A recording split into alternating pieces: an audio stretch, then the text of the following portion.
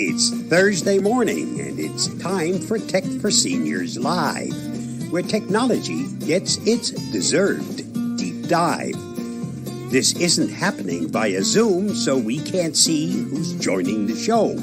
So please sign in to the chat box below as we gather around the screen, both far and wide, with curiosity as our ever-trusty guide. We'll navigate the digital seas, a knowledgeable crew, exploring all the tech tips, both old and new. No need for cameras, no need for dress. Just bring your questions and we'll address. From gadgets to apps and all the tech lore, we're here to help, to teach, and much more. So type away in the chat. Don't be shy. Our tech-savvy hosts are here to reply. It's Thursday morning. Let the tech talk flow at the Tech for Seniors Live, the best tech show.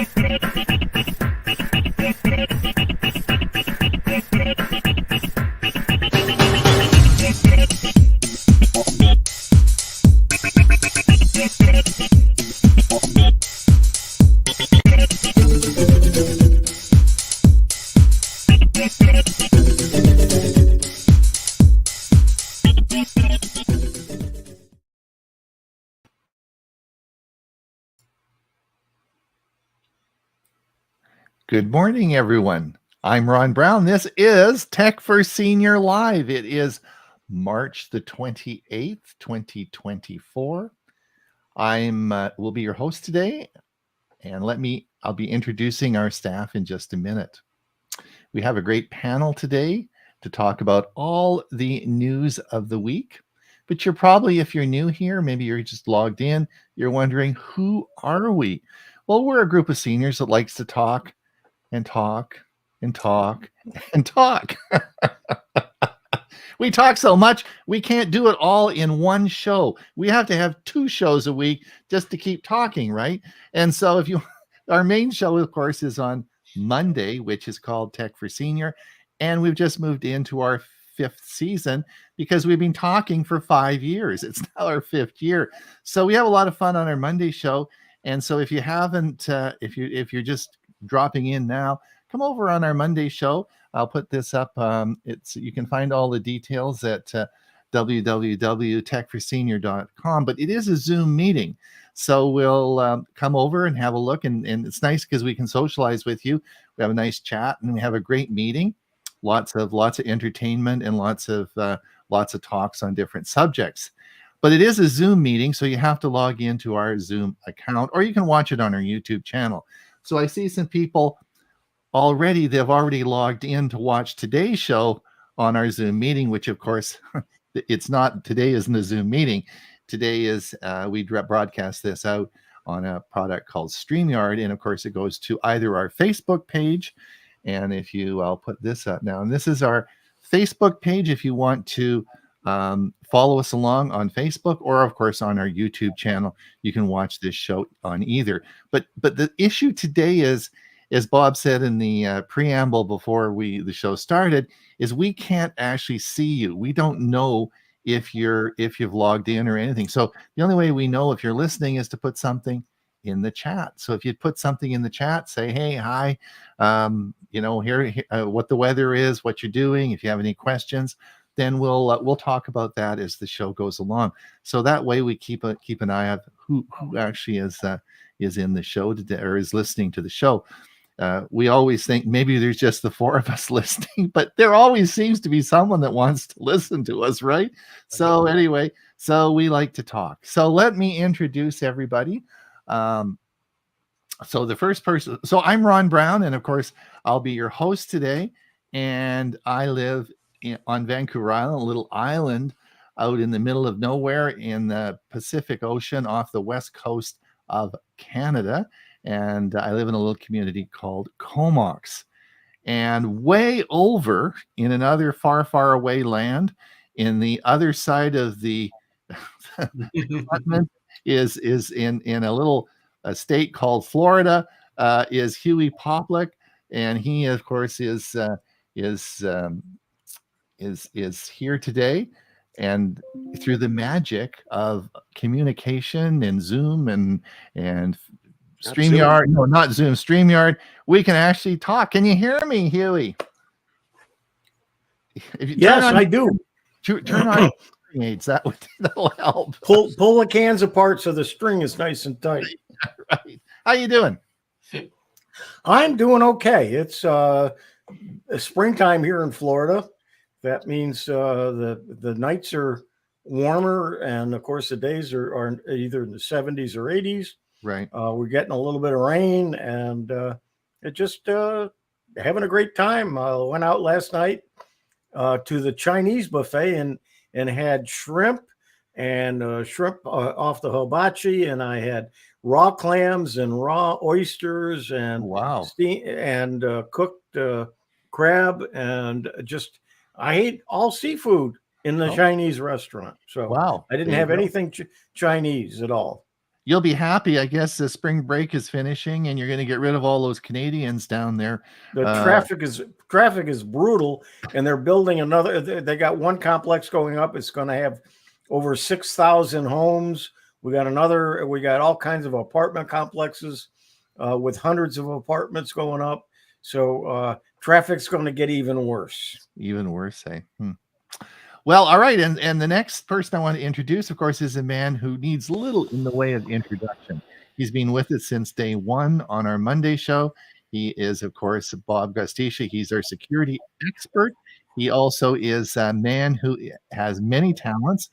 He is a prolific producer of many different videos on all sorts of technology, and a heck of a nice guy. So, and he lives in, of course, Los Lunas, New Mexico. That's a little place, I think, right, Bob? It is a little place. Los Lunas. How many people live in Los Lunas? 6,000. Oh, okay. So it's not as little as some places I know. Right. It's much bigger than where Ray lives. He doesn't have anywhere near 6,000 people. But we seem to be more backwards than most places. I have a cell tower that's now been in operation for over a year, and the rest of the services still don't realize it's there. Actually, Verizon still doesn't acknowledge that the cell tower is there. Nobody knows it's there. Nope. Maybe the military owns it. Maybe it's an incognito cell phone tower. Maybe you're not supposed to know it's there. I don't know. All right. And then, of course, we have a man who needs a little introduction as well. He is, of course, our music director on our Monday show. He is also the president of APCUG, so he's a smart guy, and he's also the treasurer and holds all the money, so he's also a very honest and secure guy. And he's his wife Carol tells me over and over again that he's the nicest man she's ever met. So he, of course, is Ray Baxter, and he's from the smallest, I guess, Pine, Arizona. How many people in Pine, Arizona, Ray?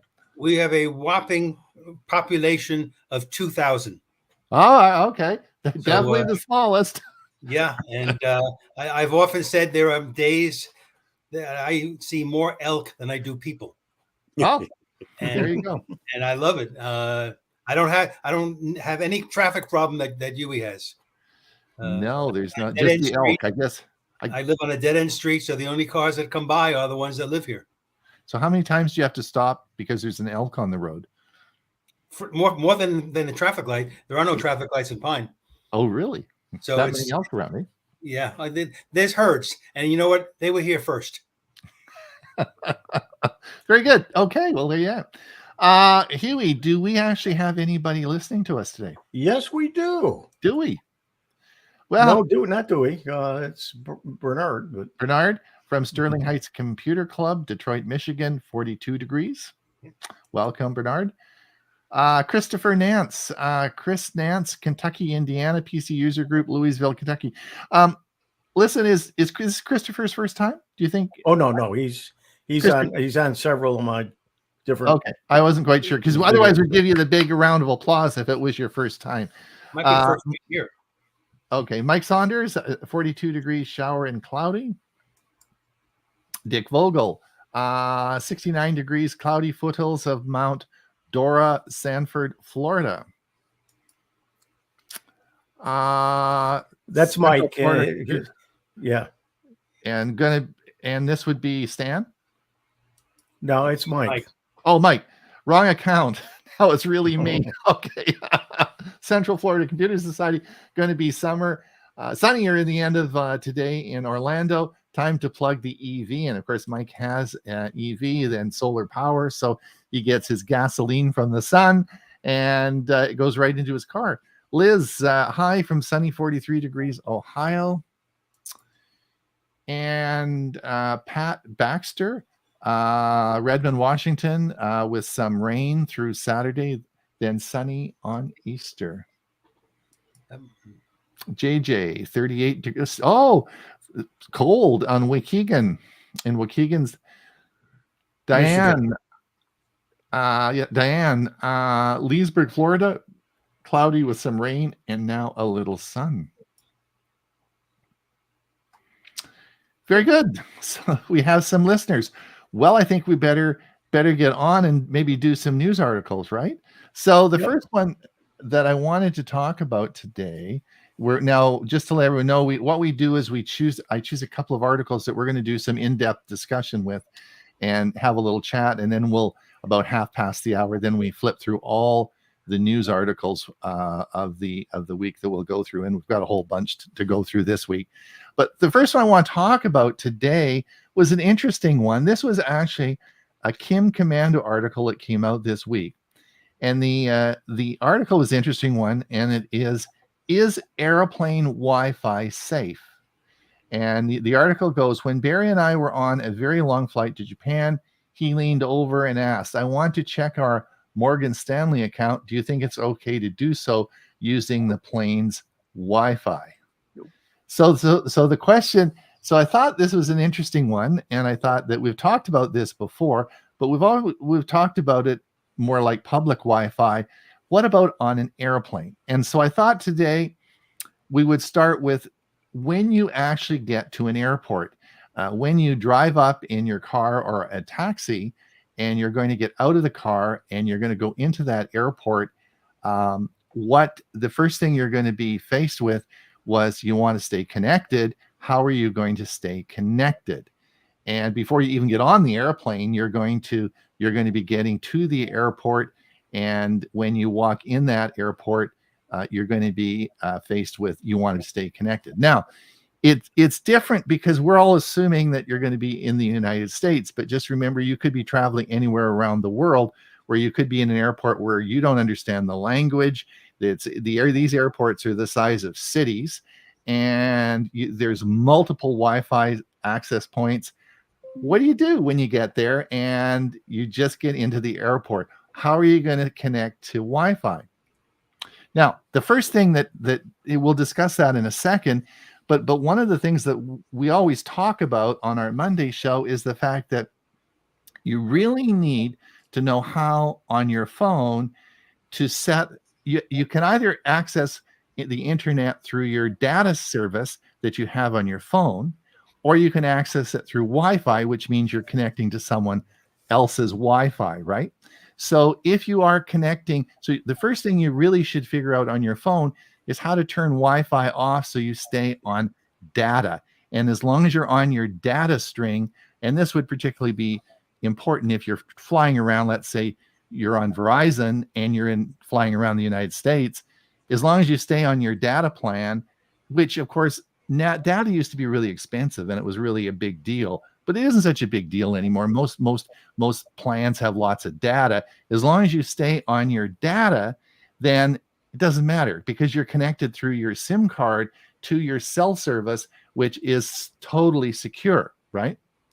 But if you have it set for Wi-Fi and you're going to roam onto Wi-Fi, then you're going to be choosing Wi-Fi at the airport. It could be an airport Wi-Fi, but a lot of these airports that you get into are so large that when you get there, the Wi-Fi for the arrivals might be different than the Wi-Fi on the other Terminal 3 or something, which is way on the other side of the airport. Or a lot of times in these international airports you're going around, the Wi-Fi isn't very good on the public Wi-Fi, so you go into a bar and the bar has a Wi-Fi. So you're constantly checking all these different Wi-Fi access points. Is that okay? I don't know. What do you guys think? Depends on what you're doing. Right. If it has something to do with financial matters, who's controlling the security of that network? If it isn't you, don't use your information. And in any case, if it's open Wi-Fi, the least you should be doing is using a VPN, virtual private network. Right. Okay. Yes. You can't control everything, but at least you can control using a VPN encryption, controlling where you're located. In some cases, that's important to gain access to information. But definitely don't do anything financial or anything truly important that reveals your own information unless you're controlling the security of that network. As you said, if it's your cell, that's your network. Right. That's secure. Somebody else's, they control the security. That's right. You don't. Bob, what about something like Facebook, Bob? What about it? How secure is that using Wi-Fi? Your Wi-Fi, it's as secure as the permissions you've given Facebook to collect the information you're sharing. But as far as the security of the network, it depends on whose network you're connecting through. If it's your network, that's a secure connection. Yeah. You're still going to be giving information to Facebook or any other service you're using. Okay, that's a privacy thing, but that's not a security thing. Ray, any comments? Sure. The article was pretty basic, I thought, because it gave us advice like only visit encrypted websites, and they tell us what the letter S stands for. Like most of us don't know that already. My advice is don't use the internet at all when you're in the air. So what I do for entertainment, I bring a laptop. On it, I've saved a movie, or I have my music, or I even have games. And I use that during the course of the flight. So I don't have any issue at all with Wi-Fi because I don't use it. But just before we get there, though, I'm talking about we haven't got on the plane yet. We're still in the airport. And so and just to let everyone know, it's not always clear. It's not always easy to identify. It is maybe in U.S. airports, but when you're traveling abroad and you're in different languages, different airports, it's often very confusing, and there's multiple access points. Like you will find, and it could say Terminal 3 public Wi-Fi, which would be an obvious one, but it might say something completely different. And there's always lots of different access points. It's never one. And it never tells you which is the one to use, right? It doesn't tell you that. You just seem to have to figure that out. And oftentimes it's not in English. So you're really up in the air as to who you're actually logging on to, right? Your advice before was perfect. Turn off your Wi-Fi, use your data plan. Issues gone. Yeah, and the other thing we've talked about is be careful where you plug in to charge. Correct. That's right. Make sure you have a regular electric plug and you plug into the wall with it, as opposed to a charger that has a USB port, because you don't know what's connected to that USB port. That's exactly right. That's the next phase is if you get to the airport, now you're going to be there for a while, don't plug in with a USB cable into your phone or your laptop, because unless you have, I've got one over on the other side of the room here I can get, unless you have a USB condom, which is a little device I've shown people that, and it's a little one where it makes the data port one way, so you're not going to get any bad stuff coming back. I remember I think I told you guys this, I was in Auckland, New Zealand, and they had, it was like this massive tower that went up, and it had hundreds of little USB things in there, and people had, there must have been 100 phones all in there, all plugged onto this big thing, and everyone sat around. The worst thing would be with 100 iPhones plugged in, how are you going to know it's your iPhone? Like, I mean, you got to be really careful that someone takes the wrong damn phone, right? Like, can you imagine that happening with all those phones sitting there, and people would all be gathered around, 100 people all around this charging port? I mean, it was nuts. And so that would be another thing that we would talk about, would be, hey, with battery technology is so good now, and with Anchor particularly, all these great batteries that really give you a lot of power shouldn't be a problem for an airplane ride. Okay, so that's so we've talked about that. I want to get to the article. I'm not going to talk about that one. So here's what Kim Commando said, update your phone, computer, tablet. So keep your software up to date, which is fine, right? Turn on your VPN, which Bob has already said we should be doing. And so you should have a VPN in your back pocket. I have Google One. Since I'm a Google One subscriber, I got it. It's free. It's around. I have it on my phone and all my laptops and stuff like that. And you can just turn that on. It's an easy one. She wants you to use Express. Verify the names. Notice that if you notice multiple Wi-Fi networks with similar names, confirm with the airline staff which one is right. So let's say you get on the plane now, you're in the airplane, it takes off, and they say, fine, you can connect to Wi-Fi. So on the top of the airplane, there's a dome, and the dome connects either to, let's say, satellite internet, and it's going to beam that internet signal down, and then it's going to rebroadcast that out over the airplane. Now, if you are, and again, it depends. Sometimes you have to pay for it. Depends on your ticket. There's a whole bunch of ways they're going to try and get more money out of you to use that service, or I guess sometimes it is free, but it's an access point that you'll log on to, right? But what if there's 2 or 3 access points? What if there's multiple? Suppose there's someone on that airplane that creates a fake access point, right? And that can be done.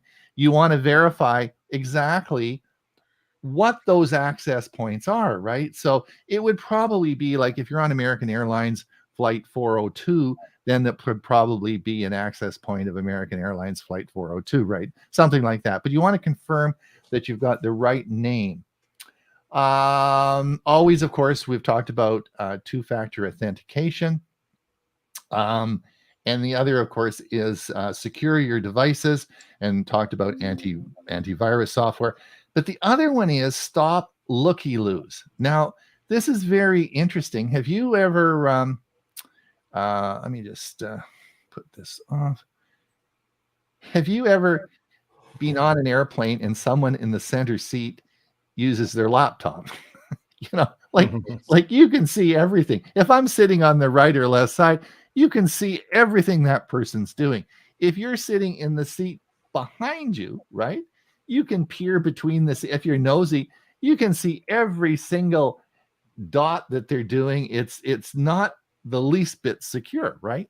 So you have to be super careful with that. So there are screens that you can put on your laptop that limit you have to be looking directly on to that laptop to be able to see the screen. So if you are going to be doing some sensitive stuff that you really Ray's going to be sitting there watching movies. Not a big deal, right? Nobody cares. unless it's a type of movie you don't want to share. Unless with it's them. yeah. I won't go into Shouldn't be doing it the in the detail on that. So Ray, so it's not a big deal, but if you're a General Motors executive and you're doing pricing of the new cars or something, you might not want that, because if you're a reporter spy, you could have your camera out taking pictures of the latest prices. Ron, if you're a General Motors executive, you're in first class. You're probably right. You're probably right. So they probably do more hacking in first class than they will where the schmucks is sitting in the back of the plane. Well, we're talking about the screens and the seats there are bigger, so you're able to. That's true. That is easy to see. That is true. So you have to think about not only your Wi-Fi access and stuff, is you need to think about your screen and your security and the people around you and so on and so forth, all to make this a secure connection. Huey, any more things you want to talk about that? Is that Yeah, actually, there's something that I want to remind people of, and it really doesn't have to do with the airplane. It's when you get where you're going, or even if you're in the airport, but more if you get where you're going, and you want to have a picture of yourself, and you don't want a selfie, you want somebody else to take the picture. Be careful when you hand it to a stranger and say, "Would you take a picture of me?" They got your camera in your hand, your phone in your hand. It's already signed into, and they just take off. Now they got your phone, all of your information, and access to it all. So be careful who you have take a picture. That's true. That's true. That's very, very, very true. I think I'd be very leery on who to unless it was a senior who had a cane and on crutches and couldn't move very fast, right? Unless they're a really good con artist that is doing that, and they really aren't.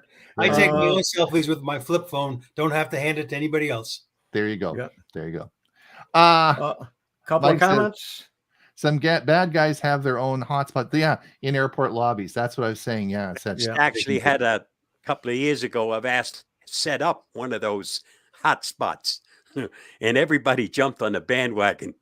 They collected more data within an hour than most of us will ever connect. Sure. And, Starbucks is bad for that too, because, you can go into Starbucks and, it might say Starbucks' fast internet port. They'll say something, oh, let's use that one, boom, and you hit that and away you go. Mike says you may have to turn off your DNS provider. I found that I couldn't connect to my bookmarks until I left the airport's hotspot. Maybe the DNS provider is set up to auto. Okay. All right. And if you have a hotspot on your phone, you can set up a hotspot, call it anything you want. Sure. Yeah. So you can say, American Airlines fastest port. Exactly. And it's your phone that they're connecting to. Yes. One of the things I like to do is I call mine the FBI van number 13. But what we said at the very beginning, I think people really need to understand how to turn off Wi-Fi and leave your data plan on, because today in modern internet or modern cell phone systems that we have, this was a problem many years ago, but most plans now have a ton of data. Like, data isn't expensive anymore. They have a ton of data. And if you just leave it on, just don't turn off Wi-Fi and just leave it on. I mean, most of the stuff you're going to be checking email and doing stuff like that. You're not downloading big files. You have more than adequate, lots and lots of data, and it's just not a problem. Okay. I have a data plan for my iPad.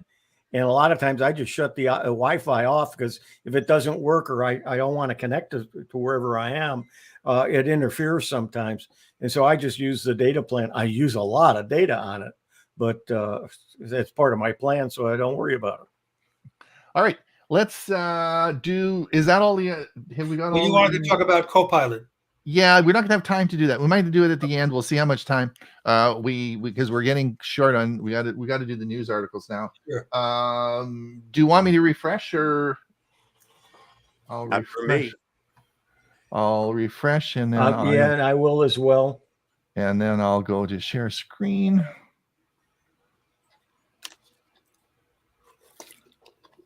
If you want to see this full size, log into the Facebook page. Right. And you don't have to look at the little screen that Ron is going through. All right, Ray, go ahead. Optical media is back from the dead.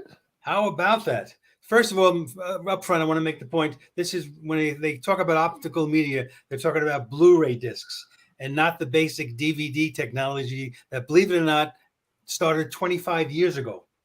A quarter century ago, we got DVDs. Anyway, the ease and convenience of streaming a movie, we all experience that and we love it. It's so easy to do and convenient.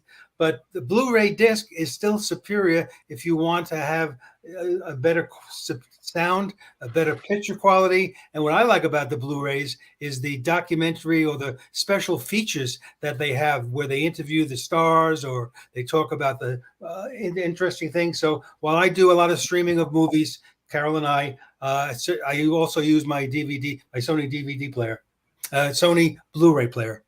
Okay. Yes. Samsung releases new features with One UI 6.0. Yes, so we talked about this, I think, before, that Samsung is releasing a suite of new AI features for your phone.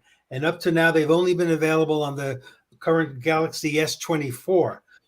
This is features such as live translate and generative image making or editing, among many others that are coming not only to the Galaxy S23, but also the Fold 5 and the Flip 5 handsets, and probably a few other Galaxy phones from last year's models. Sure enough, my update went through on Tuesday, and I've only just begun to look at the changes. Yeah, it's not available on the S22s yet. So, Ray, that'd be a good topic for the Monday show. Would be, some of the new features that are coming up on you could do that on your Samsung. We don't have I think you're the only one.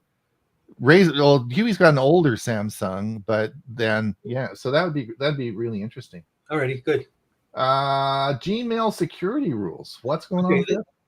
This is going to start on April 1, and this is not an April Fool's joke. Google will reject emails from bulk senders unless they meet new authentication requirements. And the goal here is to protect Gmail users from spam and other potentially dangerous messages. So the article will tell you everything you need to know about these new security rules for anyone sending email in large volumes to Gmail users. What do they call large volume? I don't know. I don't recall that being specified in the article. Isn't that what you just went through on this, Ron? That's what I talked about last week. And this that was MailChimp, though. Yeah, but MailChimp. This is exactly what MailChimp did. In other words, the MailChimp was preparing for this change. So if you do have a MailChimp account and you should have been getting some email from MailChimp to make the appropriate changes. Now they'll do it for you. They have a very slick, that's what we pay MailChimp the big money for. They actually have figured out what the rules are and have an automated system where they'll set that up for you. They go into your provider, your mail provider, and they'll make the appropriate changes, right? But you need to make sure that that's completed, because like Ray says, there's going to be changes and those emails won't go through. And we of course want everybody to have our newsletter, which comes out twice a week. It comes out on Saturday and Tuesday. And if you haven't subscribed to our newsletter, I got to get an ad in, right? If you haven't subscribed to our newsletter, do so. And you can do it at techforsenior.com. Had to put an ad in, right? Isn't that cool?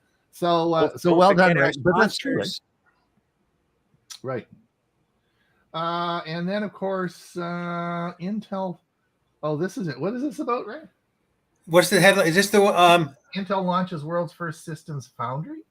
No, actually, go to the next one first. The next one? The one right after this. Okay. So China deals blow to Intel. So the Chinese government is ramping up to push to replace foreign PC and server CPUs with their own domestic alternatives.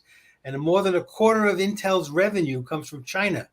And the immediate revenue impact could be as much against Intel as $1.5 billion. Now, while this may hurt Intel's results in the short term, the company's ambitious foundry build-out can offset any lost revenue in the long run. So now, if you go back to that other article, I'm going to tell you about what the foundry is. So here's a quotes from the CEO of Intel. AI is profoundly transforming the world and how we think about technology and the silicon power that it uses. This is creating an unprecedented opportunity for the world's most innovative chip designers and for Intel Foundry, the world's first systems foundry for the AI era. I hope this is the first. My own comment is, I hope this is the first step to protect American technology advances from what some consider our adversaries. So, Ray, last week on the show, Bill was on. You weren't here, but one of the articles we covered was the $9.2 billion federal grant that's being announced for chip manufacturing in the United States, right? Yeah, the CHIPS Act. Yeah. And not only that, but a large chunk of that's going to Arizona. And I thought, okay, Ray, what do you think? Like a build big up our economy. Yep. No, Arizona, I think, is considered a technology state. That's right. And it's going, and of course, it's all been going in the Chandler area. So, man, it's not going to be a retirement community anymore. It's going to be a big hub. So, well done, Ray. So you'll be, you're right on the forefront there. Yep. Thank you. All right. Let's come down here. Am I missing any as I go along? No, you're good. I'm done. Doing okay. All right, good. Now I just wanted to. This article came out this morning. I just want to remind everybody we've talked about this before about Motorola. We talk about Samsung. We talk about Pixel. We talk about all these phones that are often very expensive phones. Just remember that Motorola sells 4 times as many phones as Pixel or Google does. They're a big company and their phones are great. And they're under $300 for a 50 megapixel phone. These are sold at Costco. My friend just bought one of these. They're unbelievable phones. I mean, they're really, really good. And it said 50 megapixel, great cameras and everything. And you can get it for under $300. And I want to just remind everybody, look, you don't have to spend $1,000 to get a really good phone. I had Motorola phones before. In fact, I had that one, the Moto G Power, but it was the 2020 model. Yep. Yeah. So it's one of my daughters loves her Moto G. Yeah, they're great phones. So I thought I'd just remind everybody about that. Now, in light of which we'll be talking about a little bit later, speaking of Pixel phones, for those, and this actually is a Canadian offer, so I'm sure that it's also in the United States. But as we know, and we'll talk about this a little later, that the Pixel 9 is coming out. They've already leaked a bunch of stuff about Pixel 9. So Google is now is ramping up the sales on the Pixel 8, and this is a very good phone. And if you consider they've just announced in Canada $230 off, plus probably a $200 trade-in if you have an existing one. This now puts this as a very affordable phone. So just if you are thinking about a new phone and you are thinking about a Pixel, this is a really good time to purchase it. Purchase one. This was did you guys see this article? This just came out this morning. I sent Chris Gould a note this morning. I don't know if Chris is listening, but I sent Chris. Got it this morning too on my Pixel 6. Did you get? So yes, I got it. I tried it. It works. Oh, okay. So that's great, Bob. Now, is it an app then? No, it's not an app. You just circle the part that you want information on, and as soon as you circle it, that's the search, and you'll get an answer. Oh no, that's different. That's a different thing. This is different. No, we're going to talk about that in a minute. This is the photo picker. This is the photo picker, and so what this is going to do now for Bob and I, because we have Pixel phones, it doesn't really matter because our camera roll is Google Photos on a Pixel phone. But on a Samsung phone, you have a camera roll, you have Google Photos, you have photos in different locations. And what this is going to be is it's going to be a what the software will do is it will pick up all the pictures that you have. So it'll pick up your camera roll, it'll pick up Google Photos, it'll pick up wherever. And Chris really wants, I was talking to her this morning about this, and she said, yeah, this is going to be really cool, but she wants it to get the pictures off Facebook too. So they haven't got that organized yet, but this will be picking up all the pictures. So if you where's that picture I have, and you don't know where it is, it'll be this one app will have all the pictures. And I thought this is really an interesting one. So did you guys, so do you think that's cool? I'm not quite sure what I understand what it does. So it's going to show all the pictures on your phone to irrespective. Like right now, if you want to look at some pictures, maybe you've got them in Google Photos, right?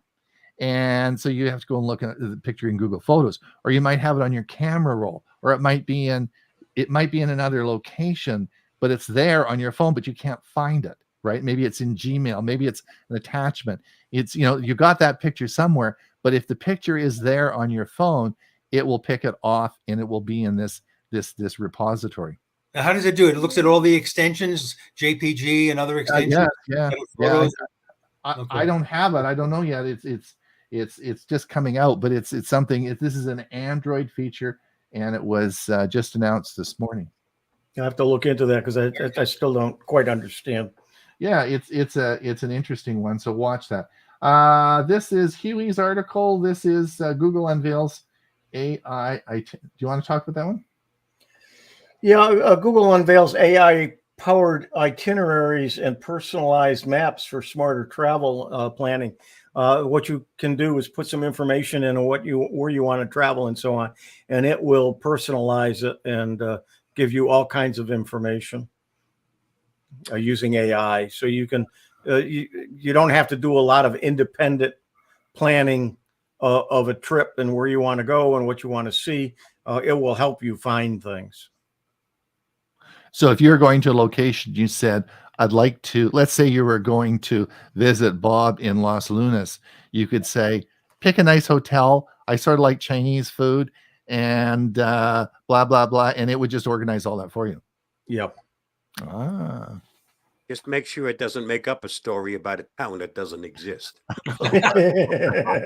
I've never heard of Los Lunas. It doesn't exist. There is nobody that lives there. Okay. Well, that's interesting. Okay, Ray, I put this up for you. Well, no, actually I didn't because you already bought your phone. But but I thought this was just a reference article. Foldable phones in 2024, what to expect from Samsung, Google, and others. So it's sort of a what's happening I'm not going to go through the whole article. You can read the article. It's on our site. But Ray, you've really been happy with your foldable phone? Absolutely. Right. I'll never go back to a regular size phone again. And my main reason is just the comfort of being able to fold it and put it in any number of pockets. And then as I watch some people put their large cell phone in their back pocket and then sit down on it, it amazes me. Yeah. They're also waiting for somebody to pick it out of their back pocket. That's true. Yeah. There you go.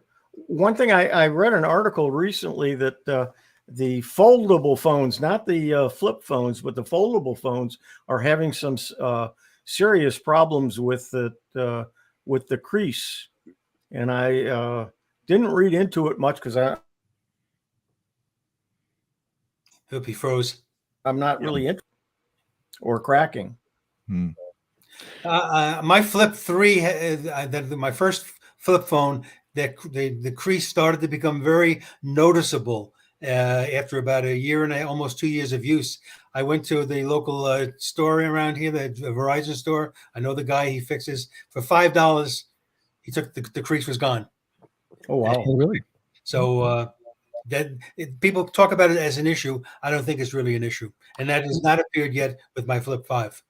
Ray, the one that I wanted to ask you about, though, is if you look at this picture, and I think with your new one, you have the screen on the outside of the phone, right? Yes. So Ray, when you put that in your pocket, if you had some change or keys in there, would you scratch that screen? All right, so it's hard to see in here, but I have a case on it, and so the case comes out a little bit higher. So you're right. If it's a coin, I honestly don't put my phone in the same pocket that my coins are. I put it in the pocket where my handkerchief is. So that would not occur with me. But this is all Gorilla Glass. Right. So I don't think a coin, and even in a pocket, is going to damage Gorilla Glass. Okay. I always had a rule: keys and coins and phones are not ever in the same place. Yep. Okay. Now this is what Bob was saying. Yeah. Google's circle to search feature soon handles language.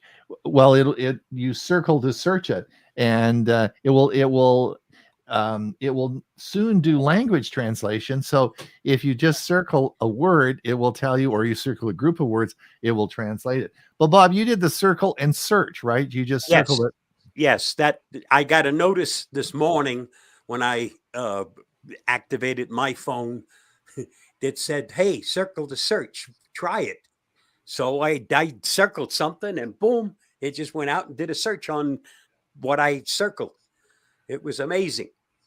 So you have I have the 6. What do you have? I've got the Pixel. Pixel 6. Okay, was it a system upgrade that you got that, or did you know? No, I just got a notice that it was now available. Oh, okay. So I guess it's being rolled out in stages to all the Pixel 6 users. Okay. Well, I have nothing special on my Pixel 6. I have the Right. standard updates. I'm not on a beta or Right. anything. So Right. Okay. Well, that's good. Well, that's good. So that's exciting. it's been announced for a while already that the circle to search, Right. but it never worked until this morning. I got a notice. Right. This is the same article Huey talked about. It's Google Maps got some big travel updates, including much improved lists. And so if you're looking at restaurants or whatever lists that you want to, Google Maps isn't just a map feature. It's really a travel experience, right, Huey? It creates all sorts of interesting things to do when you go to an area that you want to explore, right? Yep, absolutely. So that's good. The big one, of course, was announced. We will, of course, be covering this in June. The World Developer Conference for Apple will be on June the 10th. And this will be where a lot of the big new announcements will make. And this is coming up in June. We'll be hot on that one. Is that going to be up in the Bay Area? Yep. It's going to, well, I think it'll be at Apple's, it says it's going to be in Apple's big campus. Oh, okay. And, so now this is interesting. And I want to talk to Ray about this. Let's see. Hold on. It's 9:45. Let me just, do we have any comments before I discuss this? No. No comments? Nobody's had any comments? No, they're all interested in what we're talking about, so they haven't been typing. Okay. Well, or nobody's listening. They've all one or the other. Yeah. So this is the bee's knees, Ray. This is Synology's B Station review says goodbye to Dropbox and Google Photos, a simpler NAS device that mimics your cloud storage and subscriptions. And I thought, well, this is sort of interesting. You could actually set this. Synology is a big company, and they make network attached storage devices. Right. Now, Ray's done Plex. You've done a lot of talking about Plex, so you're right in on this. Where I guess, would you say Synology is the competition, or it's sort of the same? There's a few. I don't know that they do the same thing as Plex does. As far as an example, this is talking about photos and Dropbox, whereas Plex focuses not only on their own streaming channel now, but also on movies, music, photos, people's personal media. That I still think there are people like me in the world that are still collectors.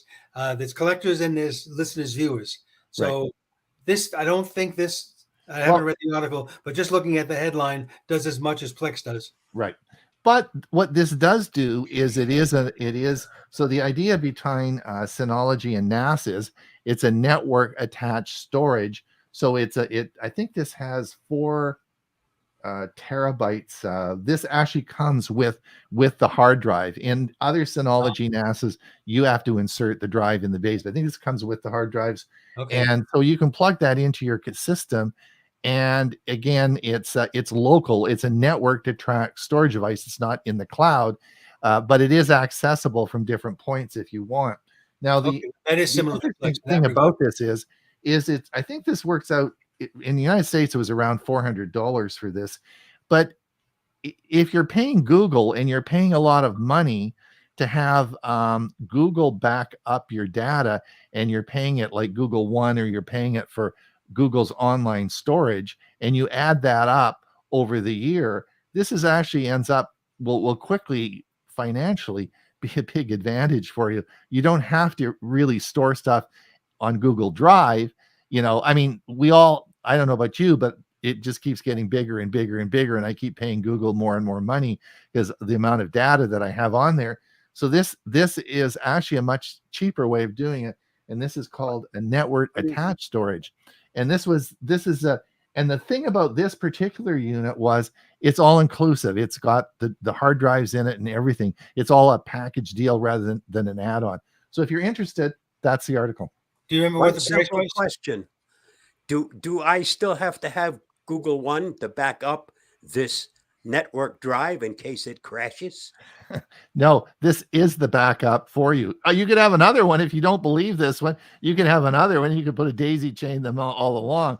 But the point is that it's a local rather than a Based.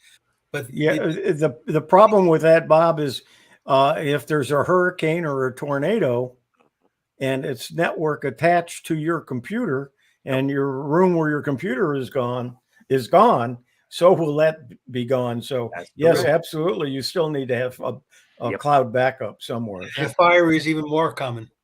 And the other issue is that these often are, I don't know if this is RAID, if there is RAID included in this, because what happens with network attached storage devices is if you have four hard drives in there, they're duplicating, they're mirror imaged all the time. It's called RAID, and it's actually they're mirror imaged all the time so that you have redundancy. Like they're all redundant on each other. So if one drive fails, it doesn't matter. Yeah, but to Yui's point, if you have a catastrophe, either by fire or storm, everything is gone in that room. Yeah, Ron, there's a few comments I want to go ahead and share. Okay. Mike says my hotspot is called GCHQ. Mike says, still watching, guys. Okay, we'll keep going. Christopher says, I use Buffalo NAS and it works great. Good name. I also, Christopher says, I also use Seagate NAS with no problems. Okay. Yeah, I mean, you could put the NAS in another location. You could have it at you can have it at a different location. It doesn't matter. It's just you're backing it, so you don't have to have it in your house. You can have it at someone in another location, and then you could use it instead of. But it's just you're not paying to Google Storage. In my working days, I used to have a hard drive in my desk in my office that had important stuff that in case something happened at the house, that was where my backup lied. Right. Just now, I'm going to be talking about this more this month on Tech for Senior on our Monday show, but because I'm just switching. Actually, I hope they're outside working now. They're hooking up the fiber into my house. Anyway, T-Mobile's fiber home internet service expands into 3 new markets. Of course, you're always thinking T-Mobile, of course, is cellular mobile, right? Well, they're also into fiber. So they are, of course, and this is 3 new markets. So again, this just, I keep telling everyone, and Las Lunas isn't one of them. Right. That's all I care. Yeah, right. I'm going to keep talking about this until I'm blue in the face, but I keep telling everybody, keep looking, keep talking, keep looking, because my services just went from $245 a month to $97 a month. Now that's a lot of savings over the year. I can buy a little bit of wine with that, so that's good news. Anyway, Ron, I was at one of my neighbors. Was it yesterday? I guess might have been the day before. They have one of those T-Mobile 5G home units. Yep. And if they've got to connect it to 2 TVs and they're streaming all of their TV using it. Well, she wants to now hook up her laptop to it and couldn't make it work. So I went over to do it and it didn't find it. It couldn't find it. And so I called T-Mobile and I was on with them for about a half hour, 45 minutes. And she finally said, you need to call Microsoft and here's a number. And got off the line. And I called that number. And of course, it was just a regular Microsoft number with no help. And so it was basically what the lady at T-Mobile was saying is, we don't know what to do to help you. So go somewhere else. So anyway, this is so there are as I said, they are opening it up, and you can read the art. We've talked about this a lot before, but they are expanding their fiber. Now this is scary stuff. Now Huey, Bob, I, and Ray make excellent videos. People watch them from the beginning to the end, so we don't have to worry. But listen, YouTube is testing an AI that will skip over the boring parts in your video. Who defines boring? Isn't that called fast forward? Yeah, they have that scary? But it's AI that's going to determine where it goes to. That's right. And now, who determines what's boring? That's what I just said.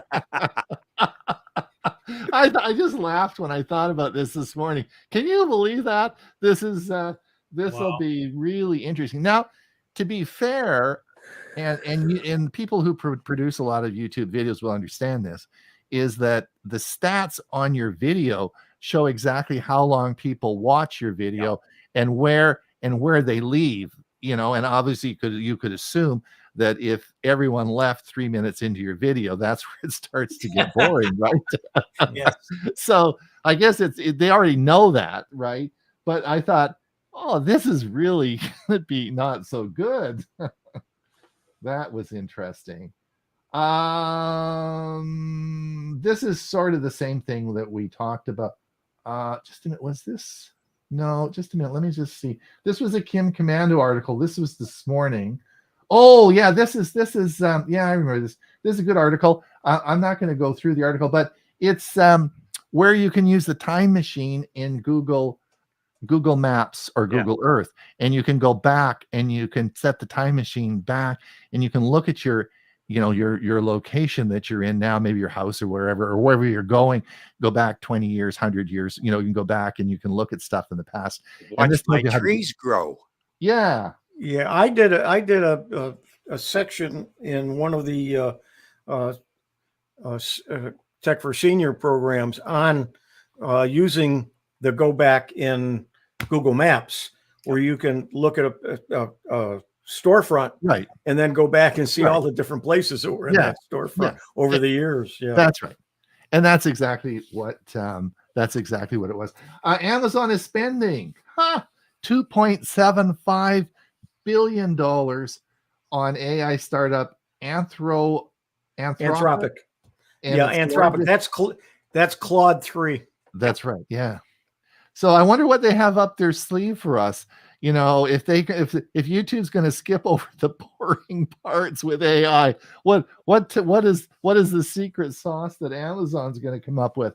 But that's a lot of money. That new video that I sent you a preview on, I actually used Claude in producing that video. Okay. Yeah, I use Claude quite a bit. It's actually, when I open up my browser, it automatically opens up Anthropic Claude. It opens up perplexity.ai, as well as a blank page for me to then go into Facebook or something else. But those two are always open.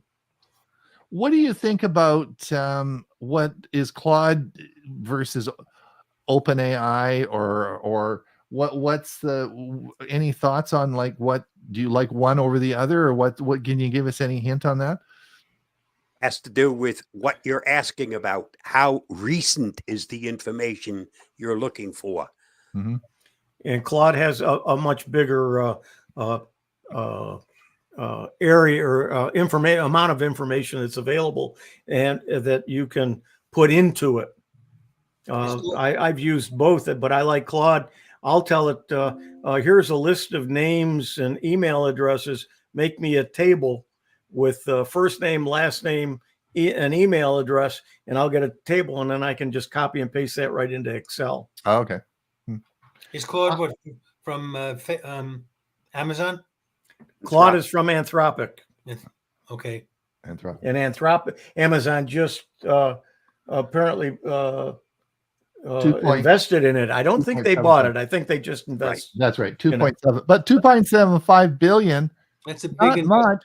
I mean, that's a lot of money. But as I speak, of course, I've got 3 Amazon parcels sitting on my doorstep this morning. So I'm helping them out. So yes, anyway, you are, Ron. I'm helping them out. All right. Just to let you know, BYD, we talked about before. Tesla rival BYD is officially a bigger deal than Elon Musk would like to admit. BYD, of course, is the Chinese car manufacturer that now has exceeded production over Tesla, and it's they're sold around not in the United States. I don't think they're sold, but they're sold around the world, and it is a big deal. It's they're making more cars now than Tesla. Just a little reminder, it's almost at the end of the time, and we have not gone through a full day because I noticed that yesterday we haven't gotten to yet. Oh, we haven't got to yesterday. We're gonna have to do this show, Bob, for 2 hours. We can't do this in an hour. Can you guys let's do a 2-hour show or an hour a day and do it every day? Yeah. Well, that says we'll review the news of the week. We've not finished a day. I know. Wow. All right. We talked about this earlier. Samsung is beating Apple in the race to AI smartphones. And Apple's trying to make arrangements with it's Google to use their AI because apparently they're not doing well creating their own. Huey, I got something for you. I was thinking about you this morning. There's an AI talent shortage, and they're offering jobs now, and these starting at $1 million a year. Yeah, and then it says even this tech layoff. So I got laid off. I was too old. I was thinking about you. I thought, well, you go. Yeah, there we go. Watch the time. Yeah. Is it? Yeah, I guess we got to go. But anyway, Eco versus Ecobee. I have this thermostat. Lots of people have Nest. Which is best? You can read the article. We've done that one. Bob, let's get one of Bob's in. Please. Spell checker. What's this about? Well, did you know that spell checkers save your bacon quite often? Because when you make a mistake and you spell something wrong, there's bad guys out there waiting to jump on that misspelled. That's right. We talked about that on Monday when I did the bookmarks. Remember, I said save your bookmarks because it can certainly help you. But one final note on that. Yeah.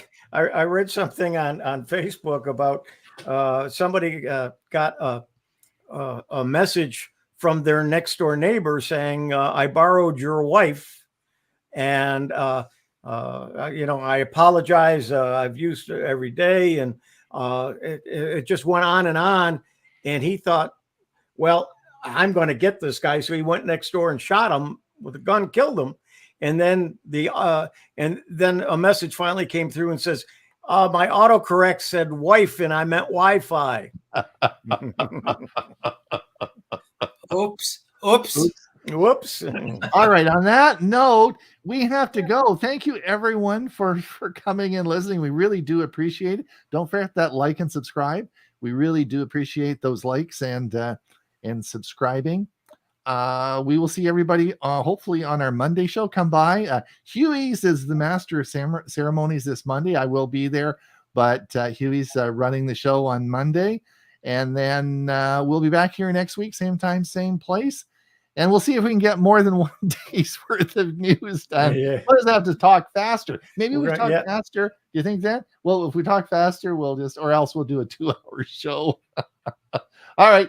Listen, it's been fun for coming. We'll see you soon. All right. Bye now. Stay safe. Bye everybody.